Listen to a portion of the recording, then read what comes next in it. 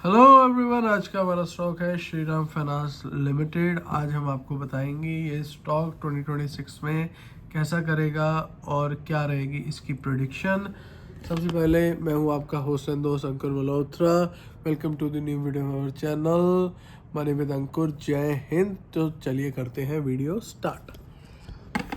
Stock का name जैसे मैंने आपको पहले भी बताया श्रीराम फाइनेंस है और NSE पे ये रहा इसका कोड। इसके बाद इसके स्टैट्स के ऊपर आ जाते हैं कि मार्केट कैप है इसका 158,564, तो अच्छे की मार्केट कैप वाली कंपनी है। और इसका करंट प्राइस चल रहा है 843 रुपीज़। हाई इसका लगा है 872 और लो लगा है 493। तो अप्रोक्सीमेटली अपने हाई के आसपास ये स्टॉक ट्रेड कर रहा है। स्टॉक का PE है 18.1। 20 से नीचे PE अच्छा होता है। बुक वैल्यू 322 है, तो अप्रोक्सीमेटली 2.5 टाइम अपने बुक वैल्यू पे की ट्रेड कर रहा है। डिविडेंड यील्ड 1.17% है, जो कि ठीक मानी जाती है। और ROCE है 11%, जो कि कम है। कि रिटर्न ऑन कैपिटल एम्प्लॉयड और कि रिटर्न ऑन इक्विटी है 15.6%, जो फिर से कम माना जाता है। फेस वैल्यू है स्टॉक की ₹2, क्योंकि पीछे स्टॉक स्प्लिट वीक हुआ था, तो आगे स्प्लिट होने के चांसेस अभी इसमें कम हो जाते हैं। आगे हम आ जाते हैं बिजनेस के ओवरव्यू पे।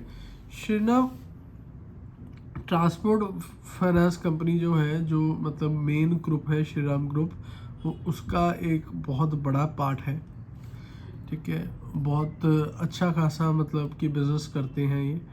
पहले ये सिर्फ ट्रक्स का मतलब वो करते थे, फाइनेंसिंग करते थे। अब स्लो करके सारे उसमें आ गए हैं ये। अब उनकी व्हीकल ट्रांसपोर्ट फाइनेंस में एक बहुत बड़ा प्लेयर ये बन चुका है। और इसमें अब इन्होंने जो मेनली चेंज लेके आए हैं वो डिपॉजिट्स पे भी इनका जो FD वगैरह है वो बहुत अच्छा है। और टोटल 1758 ब्रांचेस हैं, जिसमें से 831 सिर्फ रूरल में ही है। और आप देख सकते हैं 500 से ज़्यादा प्राइवेट फाइनेंसर्स के साथ भी इनकी पार्टनरशिप है। ब्रांच का आप स्प्लिट देखिए, अर्बन में सिर्फ 14% काम करते हैं ये लोग। ब्रांचेस हैं सिर्फ 14%। सेमी अर्बन जैसे जो टाउनशिप्स हो जाते हैं, ठीक है, वहाँ पर 33% और रूरल एरिया 53%। तो कंपनी का मेनली फोकस रूरल एरियाज पे रहता है। प्रोस क्या हैं कंपनी के?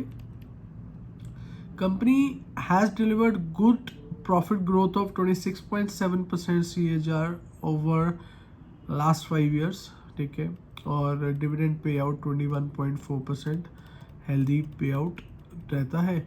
कॉन्स क्या है? Stock is trading at 2.63 times, जो मैंने पहले भी आपको बताया। और कंपनी का लो इंटरेस्ट कवरेज है और प्रोमोटर की होल्डिंग लास्ट 3 ईयर्स में अप्रॉक्सीमेटली 4% कम हुई है। कंपैरिजन जो इसकी कंपनीज हैं वो है बजाज फाइनेंस, बजाज फिनसर, ये दोनों एक ही उसकी कंपनी होगी। और आपका आया जियो फाइनेंशियल सर्विसेज, ये इनके पीर कंपैरिजन्स हैं। और ये सारी कंपनीज बहुत बड़ी हैं, ठीक है, जिसमें से इनकी बजाज फाइनेंस सबसे बड़ी कंपनी की मानी जाती है। कि फिनसर भी उसी का सब्सिडरी हो गया, 2 कंपनीज कर ली हैं इन्होंने। तो और इसके मिलते जुलती कंपनी आप जियो फाइनेंशियल सर्विसेज भी आप देख सकते हैं। फाइनेंशियल ऑफ कंपनी के लिए हम चलेंगे यहाँ पर। इसमें आप स्क्रीनर पे हम देखेंगे श्रीराम फाइनेंस। और जब तक ये स्क्रीनर खुल रहा है तब तक मैं आपको बता दूं, श्रीराम फाइनेंस एक ऐसी कंपनी है जिन्होंने अच्छा काम किया है ओवर दी ईयर्स। लेकिन मेरी वीडियो के टाइटल में और जो मैं चीज़ आपको अभी की बताने वाला हूँ वो थोड़ा सा आपको शॉकिंग लगेगा कि मुझे 2026 के लिए ये कंपनी अब चलती हुई नहीं दिखती है। सबसे पहले आ जाते हैं हम प्रॉफिट एंड लॉस पे। ये आप 24 और 25 का हम देखेंगे तो आप देखेंगे 34,373 का रेवेन्यू हुआ था। अब 43,941 हुआ है और प्रॉफिट 10,228 और यहाँ पर प्रॉफिट 13,132। आप देखिए लगभग 9,000 करोड़ का रेवेन्यू की बड़ा है, लेकिन प्रॉफिट में वो रिफ्लेक्ट नहीं कर रहा। सेम कहानी आपकी नेट प्रॉफिट में भी आएगी। नेट प्रॉफिट आपका 7,399 था, कितनी सेल पे? 34,973 की सेल पे, और वो की बढ़ के आया है 9,576 कितनी सेल पे? 43,941। 9,000 करोड़ रुपए का अगर आप काम करते हैं और आपका प्रॉफिट 2,000 करोड़ ही बढ़ता है तो कुछ तो दिक्कत परेशानी हो रही है। कंपाउंडेड सेल जो हम हमेशा के 5 ईयर का की वो देखते हैं, आप देखेंगे यहाँ कंपाउंडेड सेल ग्रोथ अच्छी है 22%, प्रॉफिट ग्रोथ भी अच्छी है 27%, स्टॉक CAGR भी 33% है और रिटर्न ऑन इक्विटी 15% ये कि लगभग कि मेंटेन करता है। तो ये तो हो गए कंपनी के फाइनेंशियल्स। अब इसके बाद हमारे की वीडियो में जैसे हम क्यों हमें कि लग रहा है ये स्टॉक अगले साल 2026 में बहुत अच्छा नहीं करेगा। इससे पहले this is not an buy और sell recommendation, we are not SEBI registered. ये वीडियो सिर्फ एजुकेशनल पर्पस के लिए है कि अगर आपके पास ये स्टॉक है तो आप इस पे हमारा टेक ले सकते हैं, लेकिन बाय और सेल आप अपने फाइनेंशियल एडवाइजर से पूछ के ही करें। तो सबसे पहला पॉइंट आ जाता है जो इनकी एसेट क्वालिटी है वो डे बाई डे कम होती जा रही है। ठीक है, 80% ये की रैली दे चुका है अपने 52 वीक लो से।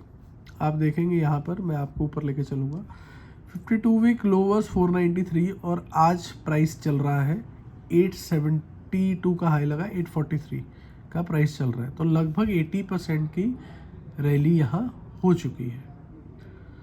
तो उसके बाद जो अगला पॉइंट है वही है close to 52 week high.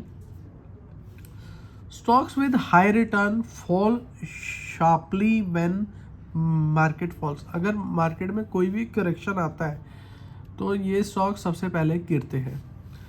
Higher NPAs, higher non performing asset, NPA का नंबर इनका बढ़ता जा रहा है इस कंपनी का। हायर क्रेडिट कॉस्ट भी इस कंपनी की बढ़ती जा रही है। स्ट्रिक्टर NBFC रेगुलेशंस होती जा रही हैं। कॉस्ट ऑफ डूइंग बिजनेस की बढ़ती जा रही है। इंक्रीज कंपटीशन, हर कोई बंदा फाइनेंसिंग, मतलब अब देखो आप जियो फाइनेंशियल्स आ ही रहा है तो कंपटीशन, पीर कंपटीशन बहुत बढ़ता जा रहा है। डेट इंटरेस्ट मार्जिन्स भी आप देखिए वो उसमें भी बड़ी की दिक्कत आ रही है। अब आप देखते हैं जो कि रेट कट्स होते हैं और कॉस्ट ऑफ फंडिंग में की डिफरेंस आ जाता है। जैसे आपका 0.50 की रेट कट हो गया, कस्टमर तो कि चाहता है कि मेरा रेट कट की तभी हो जाए, लेकिन डिपॉजिट्स आपने हाई रेट पे के दिए होते हैं तो वहाँ पर आपको बड़े की दिक्कत आती है। और ये आ गया आपका प्रमोटर्स की जो होल्डिंग है वो लगभग सेम ही है, कोई ज़्यादा फर्क नहीं पड़ा। लेकिन इसमें मेन देखने वाली चीज़ ये है जो FIIs है वो 2024 से लेके 2025 में अप्रॉक्सीमेटली अपना 4% हिस्सा सेल कर चुके हैं, जबकि ये FIIs का फेवरेट स्टॉक में से एक रहा था। DIIs ने खरीदा, पब्लिक ने खरीदा। अब बारी आ जाती है मेरी पर्सनल एडवाइस की स्टॉक के ऊपर। पर्सनल एडवाइस मेरी ये है कि अगर आपने 500 550 रुपये में ये स्टॉक लिया हुआ है तो आप अपना प्रॉफिट बुक कर लीजिए स्टॉक में, क्योंकि अब इस स्टॉक में रैली नहीं होगी। ऐसा नहीं है कि ये स्टॉक की बढ़ेगा नहीं, लेकिन जितनी की रैली होनी थी इसमें हो चुकी है स्टॉक में। अब अगर ये कि बढ़ेगा तो बड़ा स्लो एंड स्टेडी की बढ़ेगा। अगर आप प्रॉफिट में हैं और आपको 40-50% भी प्रॉफिट हो रहा है तो आई वुड रिकमेंड आप अपना प्रॉफिट इसमें की बुक कर लीजिए। और स्टॉक भी बुरा नहीं है, लेकिन अगर स्टॉक फिर से के नीचे आता है 500 550 रुपये के आसपास तो ज़रूर आप ये स्टॉक लेके आप रखिए। लेकिन अभी के लिए मुझे लग रहा है कि it is done for the day. ठीक है, अभी हो चुका है इसका जितनी इसमें की रैली आनी थी। फिर से मैं कहूँगा this is not an buy और सेल रिकमेंडेशन, सिर्फ एजुकेशनल पर्पज़ के लिए, और ये मेरी पर्सनल एडवाइस है। और अगर आपको कोई भी आपको क्वेश्चंस हैं तो आप कमेंट बॉक्स में मेरे से आप पूछ सकते हैं। बाकी आप इन्वेस्ट करते रहिए सोच समझ के। Thank you for watching, please like share and subscribe. बहुत मेहनत लगती है, अभी मेरा ये नया चैनल है, कुछ मेरे से गलतियाँ भी होती हैं, प्लीज़ उसे की माफ़ कीजिए और प्लीज़ ये चैनल सब्सक्राइब कर लीजिए। Thank you.